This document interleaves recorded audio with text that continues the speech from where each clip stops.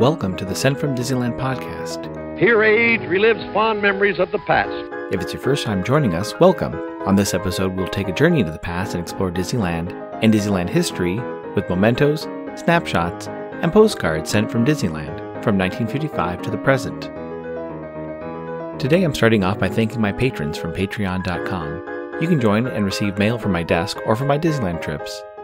Special thanks to Random Olive, the first patron to this podcast, and to the e-ticket patrons Tania, Eric Daniels, Joe Gamble, Scott Booker, Monica Seitz Vega, Russ Romano, Michael and Christina Cross, Scott Cagle, and Sheila Harry.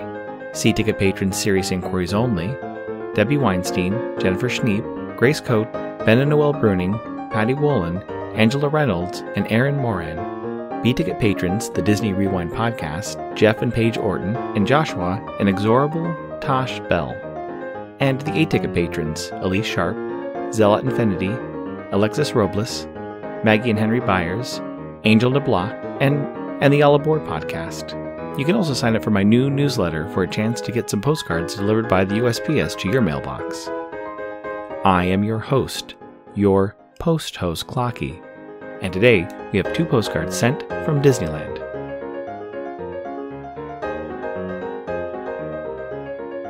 The front of our first postcard has the E.P. Ripley engine pulling into Main Street Station. You can see some of the posters of the Disneyland attractions below, and if you look closely, you can see a yellow car with green trim being pulled behind the tender. On the back it reads, "Upon entering the Magic Kingdom, you are greeted by a floral Mickey Mouse and the Santa Fe and Disneyland Depot, where a scaled-down model of a passenger train from another era puffs out of the station to take you on a scenic tour." It's postmarked February 10, 1961, with an Anaheim cancel, and a 3-cent purple Liberty postage stamp, Scott number 1035. I assume they visit the park on Thursday, February 9th, when park hours were from 10 a.m. to 6 p.m. The weather was a high of 75 and a low of 46. Park attendance that day was 4,920. It's addressed to Noel France of Laurel City, Ohio. It reads, 2/9/61. Hi, after 4 years, I made it. Ruth. Just like Ruth, I made it. Since I just got back from a whirlwind trip, I thought I would dedicate this episode to a trip recap of my Adventureland Day weekend. Like most trips, I was packing last minute, and if you listened to the end of my last episode, I was watching for my Adventureland postcards to move from Salt Lake City to Anaheim. So after I packed up each day's outfits, I refreshed the UPS website to look for movement. I got a full 2 hours and 22 minutes of sleep according to my Fitbit and prepared to leave the house. I landed in Long Beach just before 8 a.m. I got my rental car, a Nissan with a total of 6 miles on the odometer, and drove to my hotel. I stayed in walking distance of the park at a hotel with plenty of parking. My room was ready, and I had a wonderful view of the Matterhorn through my window. I waited for my postcards to arrive as they were scheduled to be delivered before 10:30 a.m. and arrived right on time. I walked over to the park and waited to park hop and met up with my friend Angela in Disney California Adventure. Soarin' Over California has just reopened for a limited time with the current Food and Wine Festival, and I got to soar back through California virtually. We followed that up with some of the entertainment options and character meet and greets in the park, starting with visiting Goofy, dressed as a chef, and greeting guests in front of a kitchen display. Goofy, living up to his name, gave us some great poses using all the space. We then headed to watch Alice's Wonderland Bakery Unbirthday Party, which was great because it was my unbirthday. It was a cute, interactive cupcake decorating show, with some cast members assisting kids in the front with mixing frosting colors and adding sprinkles to their masterpieces. During this time, special guests came to visit and to help the head chef with a cupcake recipe. We then rushed over to have some lunch at Paradise Garden and watched the Standard Mel Quartet play some jazz standards. I had the French onion pizza, which was good. There was an entire layer of caramelized onion just underneath the cheese. But I really enjoyed the au jus, which was great with the pizza crust. The day continued with the musical theme as we left Paradise Gardens for the main stage to meet up with Mr. Daps and watch Fat Cat Swinger do their sound check, and then watch a few of their sets. For dinner, we decided to try the new Earl of Sandwich Tavern. The best part of the meal was the cheesy garlic breadsticks. If I went back, I would split an order or 2 of those with some friends and people watch from the outdoor dining area. I had the prime rib, which was good, but I felt it was a little expensive. We then headed into Disneyland and rode the Haunted Mansion and Mickey and Minnie's Runaway Railway to close out the park and the evening.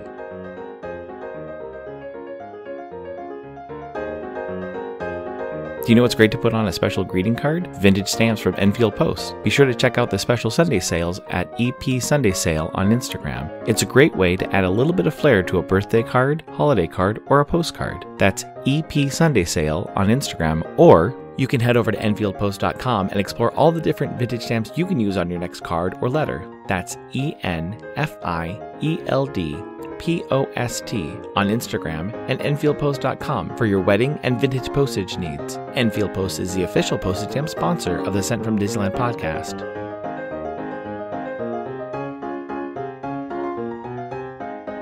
The front of our next postcard has the Matterhorn. You can see Monorail Blue pulling into the station, the Skyway gondolas passing in and out of the mountain, and if you look closely, you can see the top of King Arthur's Carousel and a bit of the submarine lagoon.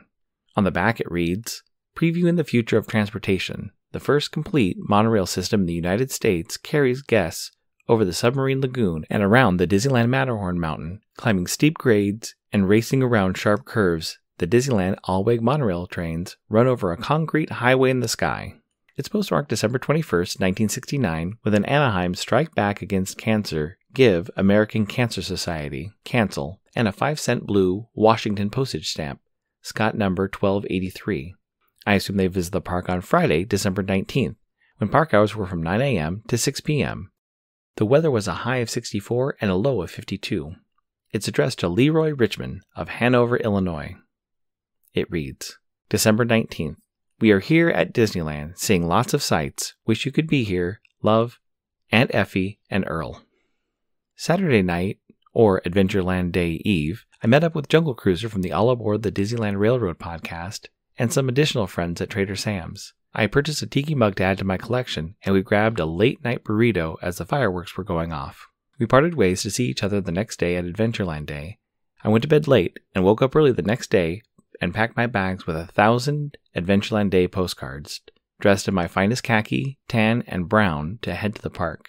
On top of my plan to send around 150 postcards, which I had already printed out address labels for, I was honored with the task of reporting for my friend Shannon from Going To Guides, who helped design my outgoing postcard. I started the day next to the Adventureland mailbox, where I took some photos and proceeded to write and post 31 postcards. I left Adventureland in search of a breakfast chimichanga, one of my favorite quick breakfast options in the park. I went back to Adventureland to write more postcards at the Tropical Hideaway. I didn't get through too many before the area was full of Adventureland Day participants. I snapped some photos and handed out some postcards for people to send. I met up with some friends and met some people I'd only known through Instagram and hadn't met in person. We took a group photo in Adventureland with the photographers taking the photo from the second story of the Jungle Cruise queue. Then, as a group, we headed to the Enchanted Tiki Room, where we filled 2 performances with Adventureland Day explorers. Well, almost all. There was a newlywed couple next to me who got a special experience with the entire room singing along with all the Tiki Room songs. After exiting the Tiki Room, most adventurers headed to the Jungle Cruise. We had a good skipper and enjoyed the trip, but then it was off to lunch in Frontierland with my friends Mike and Monica, and a quick walk down Main Street for group photo number 2 in front of the Main Street Railroad Station. At this point, most of the Adventureland Day events I planned to participate in were over, and many people went to go do the Adventureland Day scavenger hunt. Meanwhile, I set up next to the bazaar to write some postcards, with some help from Angela and Mr. Daps from Daps Magic, helping me put the address labels on the postcards. My final official Adventureland Day highlight was a quick tour of the Society of Explorers and Adventurers references in Adventureland, hosted by the Backside of Water podcast. It was great for guests who had never heard of the society, and an entertaining tour for more knowledgeable guests. After the tour, I sat down with Skipper Freddie from the Backside of Water podcast for a while to swap some postcard stories. Then I took a long break to watch the Magic Happens parade and have dinner at Flo's with Katie, Mr. Daps, and Angela. After dinner, we waited for the best song in the Cars Land loop to come over the audio system. After King of the Road played, we took some photos with the Storyteller statue, and I went to Trader Sam's with Angela to finish my postcard writing. Overall, it was a fun-filled day with a well-deserved and relaxing evening. I look forward to the next special and unofficial Disneyland Day. This incoming postcard is sponsored by the Art Throwdown. Art Throwdown, or ATD, is an online craft hour on Instagram, starting at 9 p.m. Eastern, 6 Pacific. Be sure to check out Monday's ATD, which is usually hosted by paper artist Russ Romano. I've seen many amazing art projects, learned about awesome postmarks, postage stamp history, and a lot more on different episodes. It's great to stop in for an hour to watch someone craft or design something unique. Each host brings something a little different to each show. I'll list some of the regular hosts, or you can follow Russ Romano 2021 on Instagram. The front of my incoming postcard has a yellow boxcar with green trim.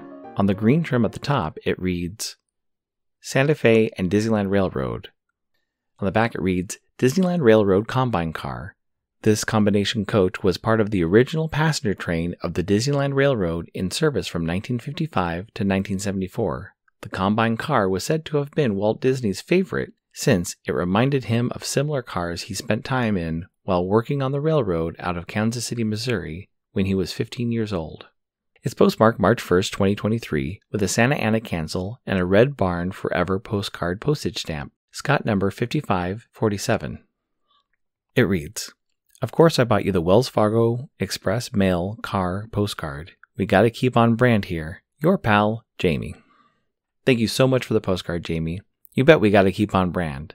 I'm sad we didn't get to hang out this trip, but I'm even sadder that there are less and less postcards in the park.